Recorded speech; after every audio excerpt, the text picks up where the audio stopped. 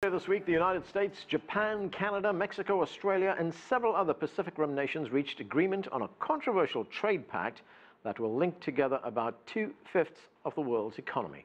The terms of the trans-pacific partnership, which does not include China, must still be approved by each of the 12 TPP countries. For more on the largest trade pact in the last 2 decades, we begin with CCTV business correspondent Owen Fairclough, who joins us from the newsroom. And Owen, how big and significant is this deal?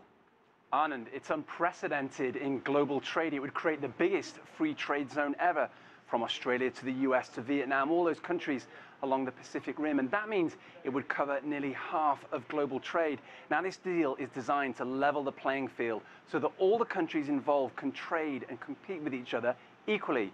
That means removing tariffs that deter some countries from doing business with each other. And that would be enforced by agreed laws covering tiny details, such as how much of a car should include locally sourced parts.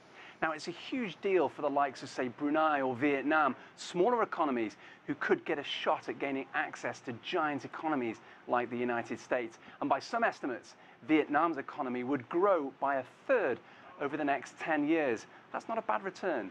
And Owen, what then are the next steps?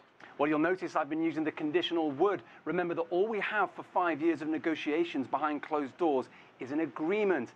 Each member state's parliament or legislature must now pass this into law. And that might be tricky in the United States. Some analysts think opponents will do everything they can to delay TPP so that it gets knocked way down the agenda by next year's presidential elections. And TPP is divisive because every country is under pressure to protect its own industries, from dairy farmers in New Zealand to vehicle makers.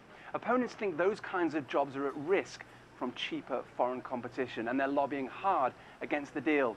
And those TPP members will also need to answer a crucial question that really hasn't been resolved. Can a trade deal that covers so much of the world really work well without the world's biggest factory, China?